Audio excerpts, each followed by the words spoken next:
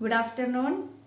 അന്നപഥത്തിലൂടെ അഥവാ through the elementary canal എന്ന അധ്യായത്തിലെ 4ാമത്തെ ക്ലാസ്സാണ് ഇന്നത്തേത്.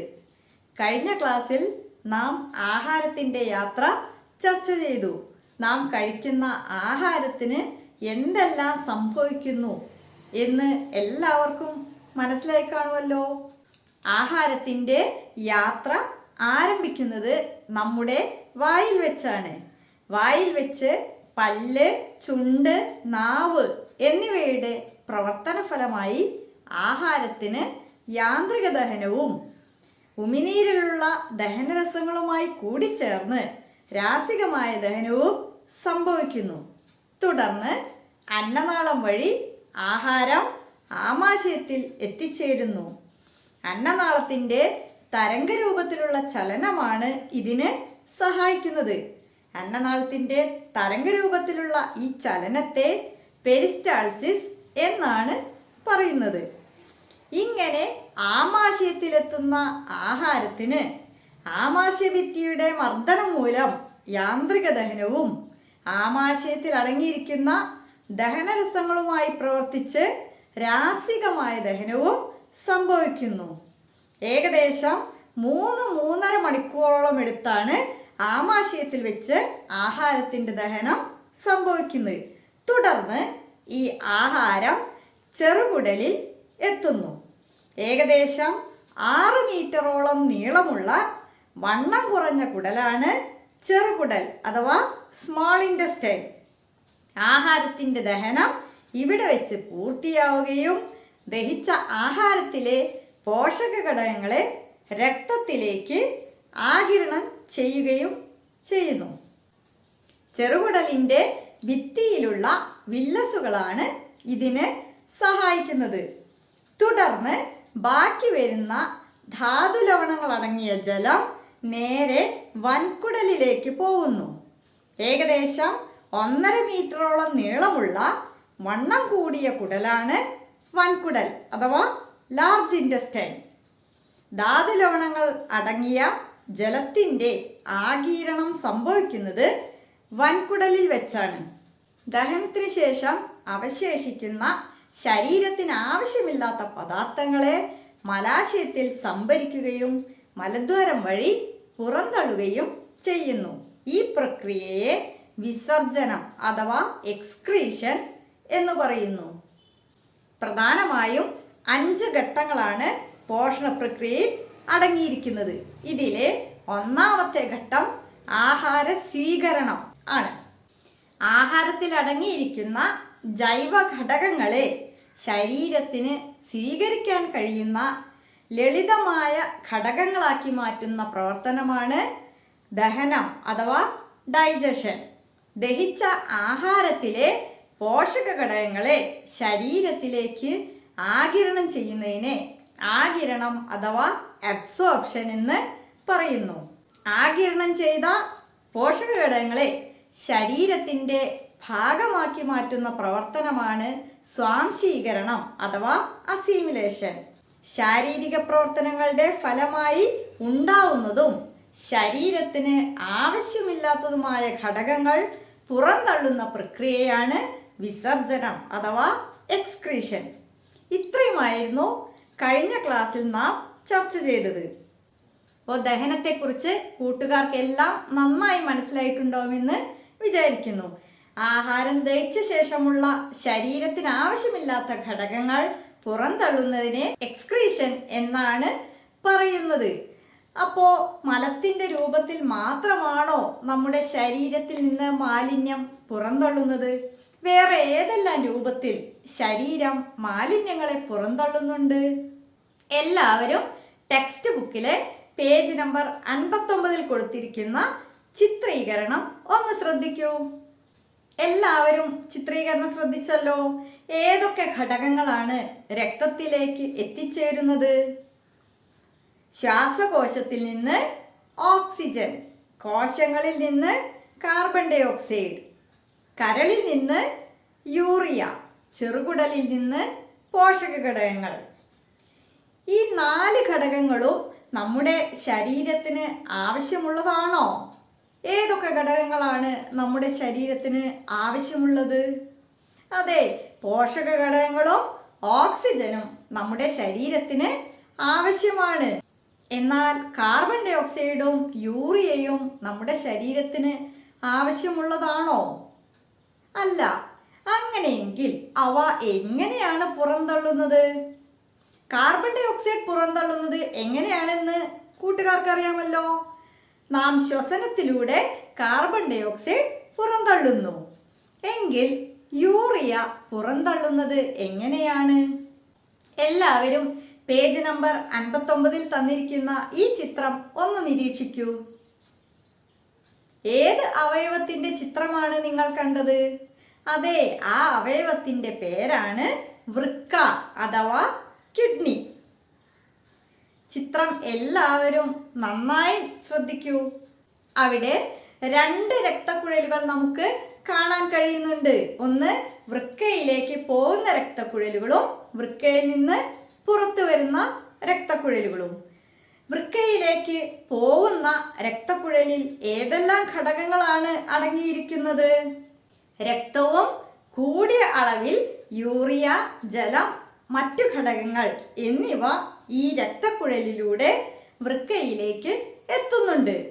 എന്നാൽ വൃക്കയിൽ നിന്ന് പുറത്തേക്ക് പോകുന്ന രക്തക്കുഴലിൽ അടങ്ങിയിരിക്കുന്ന ഘടകങ്ങൾ ഏതെല്ലാമാണ്? അതെ, രക്തവും കുറഞ്ഞ അളവിൽ ജലവും യൂറിയയും മറ്റു ഘടകങ്ങളും അടങ്ങിയിട്ടുണ്ട്. ഇതിൽ നിന്നും എന്താണ് കൂട്ടുകാർക്ക് മനസ്സിലായത്? എന്തായിരിക്കും വൃക്കയുടെ ധർമ്മം? അതെ, രക്തത്തിൽ നിന്ന് അധികമുള്ള യൂറിയ, ജലം എന്നിവ അരിച്ചു മാറ്റി മൂത്രരൂപത്തിൽ പുറന്തള്ളുക എന്നതാണ് വൃക്കയുടെ ധർമ്മം. നമ്മുടെ ശരീരത്തിലെ ഏറ്റവും പ്രധാനപ്പെട്ട വിസർജനാവയവമാണ് വൃക്ക. രക്തത്തിൽ നിന്ന് അധികമുള്ള ജലം, ലവണങ്ങൾ, യൂറിയ മുതലായവയെ അരിച്ചു മാറ്റി മൂത്രരൂപത്തിൽ പുറന്തള്ളുക എന്നതാണ് വൃക്കയുടെ ധർമ്മം. ഇങ്ങനെ അരിച്ചു മാറ്റുന്നത് കൊണ്ട് വൃക്കയെ മനുഷ്യ ശരീരത്തിലെ അരിപ്പ എന്നും വിളിക്കുന്നു. എല്ലാവരും അരിപ്പ ശ്രദ്ധിച്ചിട്ടില്ലേ? എന്തിനാണ് നാം അരിപ്പ ഉപയോഗിക്കുന്നത്? നമ്മൾ ചായ ഉണ്ടാക്കുമ്പോഴും ജ്യൂസ് ഉണ്ടാക്കുമ്പോഴും എല്ലാം അരിപ്പയിലൂടെ അരിച്ചെടുക്കും. അപ്പോൾ ചായയിൽ അടങ്ങിയിരിക്കുന്ന ചായപ്പൊടിയും ജ്യൂസിലുള്ള പഴങ്ങളുടെ ബാക്കി കട്ടികൂടിയ ഭാഗങ്ങളും എല്ലാം അരിപ്പയിൽ അടിഞ്ഞു നിൽക്കും. ബാക്കി തെളിഞ്ഞ ശുദ്ധമായ ചായയും ജ്യൂസും ഒക്കെ നമുക്ക് ലഭിക്കും. അപ്പോൾ കൊഴുപ്പ് കൂടിയ ദ്രാവകങ്ങളാണോ കുറഞ്ഞ ദ്രാവകങ്ങളാണോ അരിച്ചു മാറ്റാൻ എളുപ്പം? കൊഴുപ്പ് കുറഞ്ഞ ദ്രാവകങ്ങളാണ് അരിച്ചു മാറ്റാൻ എളുപ്പം. ഇതിൽ നിന്ന് നമുക്ക് എന്ത് മനസ്സിലാക്കാം? വൃക്കയ്ക്ക് സുഗമമായി അരിക്കൽ എന്ന പ്രക്രിയ നടത്തണമെങ്കിൽ ധാരാളം വെള്ളം ആവശ്യമാണ്. അതിനാൽ കുട്ടികൾ ഒരു ദിവസം 1.5 ലിറ്റർ വെള്ളമെങ്കിലും കുടിക്കണം. അതുപോലെ മുതിർന്നവർ ദിവസവും 3 ലിറ്റർ വെള്ളമെങ്കിലും കുടിക്കേണ്ടത് വൃക്കയുടെ ശരിയായ പ്രവർത്തനത്തിന് ആവശ്യമാണ്. Kidney is the major excretory organ in our body. Excess urea, water and salts in the blood are filtered and expelled in the form of urine. This is the main function of kidney. വൃക്കയെക്കുറിച്ച് കൂട്ടുകാർക്ക് എല്ലാവർക്കും മനസ്സിലായല്ലോ. മനുഷ്യ ശരീരത്തിലെ ഏറ്റവും പ്രധാനപ്പെട്ട ഒരു വിസർജനാവയവമാണ് വൃക്ക അഥവാ കിഡ്നി. കിഡ്നിയുടെ ശരിയായ പ്രവർത്തനത്തിന് കുട്ടികൾ ദിവസവും 1.5 ലിറ്റർ വെള്ളമെങ്കിലും കുടിക്കണം. അതുപോലെ മുതിർന്നവർ 3 ലിറ്റർ വെള്ളമെങ്കിലും കുടിക്കേണ്ടത് ആവശ്യമാണ്. രക്തത്തിൽ അധികമുള്ള ജലം, ലവണങ്ങൾ, യൂറിയ എന്നിവയെ അരിച്ചുമാറ്റി മൂത്രരൂപത്തിൽ പുറന്തള്ളുക എന്നതാണ് വൃക്കയുടെ ധർമ്മം. വൃക്കയുടെ ആരോഗ്യത്തിനായി നാം ധാരാളം വെള്ളം കുടിക്കണം. ആവശ്യത്തിന് വെള്ളം കുടിക്കാതിരിക്കുക, യഥാസമയം മൂത്രമൊഴിക്കാതിരിക്കുക, ശുചിത്വം പാലിക്കാതിരിക്കുക മുതലായവയെല്ലാം മൂത്രാശയ രോഗങ്ങൾ ഉണ്ടാവാൻ കാരണമാവും. അപ്പോൾ 3 രീതിയിലുള്ള വിസർജനം നമ്മളിപ്പോൾ പരിചയപ്പെട്ടു കഴിഞ്ഞു. പോഷണ പ്രക്രിയയുടെ ഫലമായി ഉണ്ടാവുന്നതും ശരീരത്തിന് ആവശ്യമില്ലാത്തതുമായ ഘടകങ്ങളാണ് മലത്തിൻ്റെ രൂപത്തിൽ മലാശയത്തിലൂടെ നാം പുറന്തള്ളുന്നത്. അതുപോലെ രക്തത്തിൽ അധികമുള്ള ജലം, ലവണങ്ങൾ, യൂറിയ എന്നിവ മൂത്രവാഹിയിലൂടെ മൂത്രരൂപത്തിൽ പുറന്തള്ളുന്നു. കാർബൺ ഡൈ ഓക്സൈഡ് ശ്വസനത്തിലൂടെയും പുറന്തള്ളുന്നു. ഇനി വേറെ ഏതെങ്കിലും രൂപത്തിൽ നമ്മുടെ ശരീരത്തിൽ വിസർജനം നടക്കുന്നുണ്ടോ? നിങ്ങൾ എപ്പോഴാണ് കൂടുതലായിട്ട് വിയർക്കുന്നത്? നന്നായി കളിക്കുമ്പോഴും നല്ല ചൂടുള്ള സമയത്തും നമ്മൾ ധാരാളമായി വിയർക്കാറുണ്ടല്ലോ. ഏതിലൂടെയാണ് വിയർപ്പ് പുറത്തു വരുന്നത്? നമ്മുടെ ത്വക്കിലൂടെ. ത്വക്കിലുള്ള സൂക്ഷ്മ സുഷിരങ്ങളിലൂടെയാണ് വിയർപ്പ് പുറത്തേക്ക് വരുന്നത്. ശരീരത്തിൽ അധികമുള്ള ജലവും ലവണങ്ങളും വിയർപ്പിന്റെ രൂപത്തിൽ ത്വക്കിലൂടെ പുറന്തള്ളപ്പെടുന്നുണ്ട്. ത്വക്കിലുള്ള സൂക്ഷ്മ സുഷിരങ്ങളിലൂടെയാണ് വിയർപ്പും മാലിന്യങ്ങളും പുറത്തു വരുന്നത്. അപ്പോൾ ത്വക്ക് വൃത്തിയായി സംരക്ഷിച്ചില്ലെങ്കിൽ വിയർപ്പും മാലിന്യങ്ങളും ത്വക്കിനടിയിൽ അടിഞ്ഞുകിടന്ന് ത്വക്ക് രോഗങ്ങളൊക്കെ ഉണ്ടാവാൻ സാധ്യതയുണ്ട്. അപ്പോൾ മനുഷ്യരിലും മറ്റ് ജീവികളിലുമുള്ള വിസർജനം നാം പഠിച്ചു കഴിഞ്ഞു. അതുപോലെ തന്നെ സസ്യങ്ങളും ആഹാരം കഴിക്കുന്നു. അപ്പോൾ സസ്യങ്ങളിലും വിസർജനം നടക്കില്ലേ? ഏതൊക്കെ മാർഗങ്ങളിലൂടെ ആയിരിക്കും സസ്യങ്ങളിൽ മാലിന്യം പുറന്തള്ളുന്നത്? ടെക്സ്റ്റ് ബുക്കിലെ പേജ് നമ്പർ 61 കൊടുത്തിരിക്കുന്ന ചിത്രങ്ങൾ കൂട്ടുകാർ ഒന്ന് ശ്രദ്ധിച്ചു നോക്കൂ. ഏതൊക്കെ രൂപത്തിലാണ് സസ്യങ്ങൾ മാലിന്യം പുറന്തള്ളുന്നത്? അതെ, നിങ്ങൾ കണ്ടിട്ടുണ്ടാവും ചില വലിയ മരങ്ങളിലൊക്കെ തൊലി അടർന്നു നിൽക്കുന്നത്. അത് സസ്യങ്ങളിൽ മാലിന്യം പുറന്തള്ളുന്ന ഒരു രീതിയാണ്. അതുപോലെ തന്നെ ചില സസ്യങ്ങളിൽ കറ പൊട്ടിയൊഴുകുന്നതും കൂട്ടുകാർ ശ്രദ്ധിച്ചിട്ടില്ലേ? അതും സസ്യങ്ങളിലെ മാലിന്യം പുറന്തള്ളുന്ന ഒരു രീതിയാണ്. ശരീരത്തിനകത്ത് എത്തുന്ന ആഹാരം എങ്ങനെയൊക്കെ ഉപയോഗപ്പെടുത്തുന്നു, എങ്ങനെ പുറന്തള്ളുന്നു തുടങ്ങിയ കാര്യങ്ങളാണ് നമ്മൾ ഇതുവരെ ചർച്ച ചെയ്തത്. അപ്പോൾ ദഹന വ്യവസ്ഥയിൽ ഉൾപ്പെട്ടിരിക്കുന്ന അവയവങ്ങളുടെയും വിസർജനാവയവങ്ങളായ ത്വക്ക്, വൃക്ക മുതലായവയുടെ സുഗമമായ പ്രവർത്തനങ്ങൾക്കും നാം എന്തെല്ലാം കാര്യങ്ങളാണ് ശ്രദ്ധിക്കേണ്ടത്? കൃത്യസമയത്ത് ആഹാരം കഴിക്കാതിരിക്കുക, അമിതമായി ആഹാരം കഴിക്കുക, ആഹാരത്തിൽ പച്ചക്കറികളും പഴവർഗ്ഗങ്ങളും ഉൾപ്പെടുത്താതിരിക്കുക, ഫാസ്റ്റ് ഫുഡുകൾ അമിതമായി ഉപയോഗിക്കുക, മധുരപലഹാരങ്ങളുടെ അമിത ഉപയോഗം മുതലായവയെല്ലാം പലതരത്തിലുള്ള ആരോഗ്യ പ്രശ്നങ്ങൾ നമുക്ക് ഉണ്ടാക്കുന്നു. അപ്പോൾ എന്തൊക്കെയായിരിക്കാം നല്ല ആഹാര ശുചിത്വശീലങ്ങൾ? കൃത്യസമയത്ത് ആഹാരം കഴിക്കുക, ധാരാളം വെള്ളം കുടിക്കുക, പഴങ്ങളും പച്ചക്കറികളുമൊക്കെ ആഹാരത്തിൽ ഉൾപ്പെടുത്തുക തുടങ്ങിയവയെല്ലാം നല്ല ആഹാരശീലങ്ങളിൽ ഉൾപ്പെടുന്നവയാണ്. ഇനിയും ധാരാളം നല്ല ആഹാരശീലങ്ങളും ശുചിത്വശീലങ്ങളും നാം പാലിക്കേണ്ടതുണ്ട്.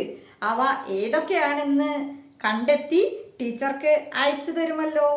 അപ്പോൾ ഇത്രയാണ് നമ്മുടെ ഈ അധ്യായത്തിൽ പഠിക്കാൻ ഉള്ള കാര്യങ്ങൾ. ഇന്നത്തെ ക്ലാസ്സിൽ ചർച്ച ചെയ്ത കാര്യങ്ങൾ എല്ലാവർക്കും മനസ്സിലായി കാണുമെന്ന് വിചാരിക്കുന്നു. എങ്കിലും ആ ഭാഗം ഒന്നുകൂടി നമുക്ക് ഓർത്തു നോക്കാം. വിസർജനത്തെക്കുറിച്ചാണ് നമ്മൾ ഇന്ന് ചർച്ച ചെയ്തത്. രക്തത്തിലേക്ക് എത്തുന്ന പ്രധാനപ്പെട്ട ഘടകങ്ങളാണ് oxygen, carbon dioxide, urea, പോഷക ഘടകങ്ങൾ മുതലായവ. ഇവയിൽ ഓക്സിജനും പോഷക ഘടകങ്ങളും നമ്മുടെ ശരീരത്തിന് ആവശ്യമുള്ളവയാണ്. കാർബൺ ഡൈ ഓക്സൈഡ്, യൂറിയ എന്നിവ നമ്മുടെ ശരീരത്തിന് ആവശ്യമില്ലാത്ത ഘടകങ്ങളാണ്. കാർബൺ ഡൈ ഓക്സൈഡ് ശ്വസനത്തിലൂടെ നാം പുറന്തള്ളുന്നു.